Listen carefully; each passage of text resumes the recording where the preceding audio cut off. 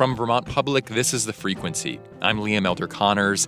It's Saturday, April 26th, which means you're listening to a special weekend edition of the podcast featuring the Capitol Recap. Coming up, the Vermont Senate gave final approval on Friday to legislation that seeks to expand access to reproductive care.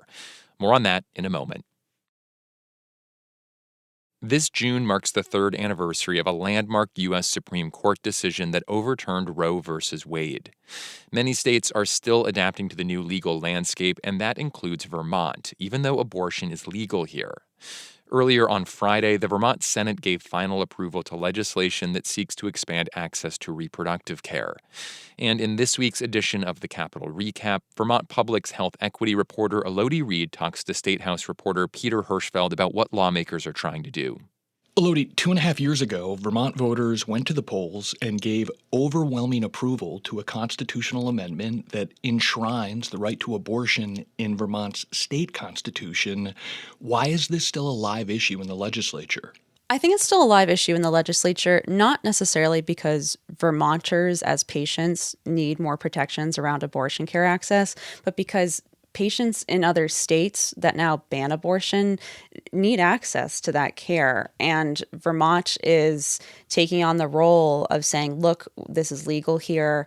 We want to help you. And since the overturning of Roe v. Wade in 2022, accessing abortion over the internet has filled in really important gaps in abortion care. Okay, so in what ways does this bill help healthcare providers in Vermont provide abortion care to people in, let's say, Mississippi, where abortion is outlawed?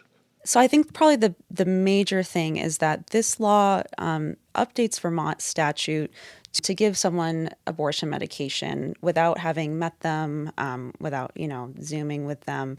It's basically creating greater access to the medication, which since the U.S. Supreme Court overturned Roe v. Wade, that's shown to make a big difference for people in states like Louisiana, like Texas, where people don't have access to abortion there. And so they either have to travel a long ways or, in this case, they could hop on the internet. So it sounds like Vermont is not the first state to allow providers to prescribe via this online questionnaire. That's right. Yeah. And there are a couple of providers who testified to Vermont lawmakers who essentially said, look, there's been studies done looking at abortion care through the internet, through an online questionnaire, and those studies show that it's safe and effective. And other states like New Hampshire have recently updated their laws to allow for this kind of thing, and Vermont should do the same thing. If a healthcare provider in Vermont prescribes these drugs to a patient who lives in a state where dispensing those drugs is illegal, is the Vermont doctor in legal jeopardy for violating that state's law? Yeah, so I'm not a lawyer, but judging by this case that we're seeing, a New York doctor prescribed pills to someone in Louisiana. Louisiana has filed criminal charges against her. It's the first instance of this in the country.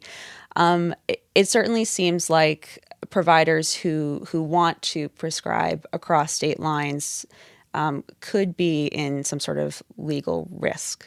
And how would this legislation mitigate that legal risk? So it does in a number of ways. One that stood out to me is it provides the opportunity for doctors, for providers here to request that pharmacies take their name or their initials off a prescription bottle for certain reproductive or gender-affirming medication. And so the idea is, if someone gets abortion medication in a state that doesn't allow for that, but they get it from a Vermont provider over the internet, if that person is investigated in that abortion banning state, the provider's name isn't necessarily going to be visible and therefore prosecutable. So not a surefire safeguard against a prosecutor in another state filing charges against a Vermont healthcare provider, but attempting to make it more difficult by protecting the doctor's identity? Yes. And I should say that, it's yet to be seen how exactly this would work. Pharmacists aren't quite sure how to take a doctor's name off a prescription bottle using their software. So stuff still to be sorted out, but the idea is to reduce risk. That was Vermont Public's Elodie Reed speaking to State House reporter Peter Hirschfeld.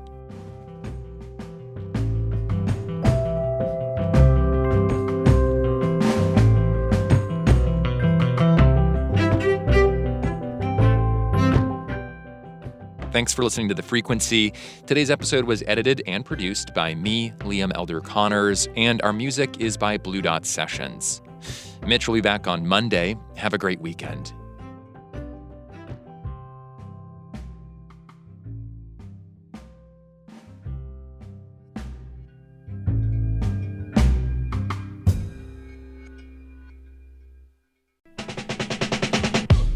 This is Tanya Mosley, co-host of Fresh Air. You'll see your favorite actors, directors, and comedians on late-night TV shows or YouTube. But what you get with Fresh Air is a deep dive.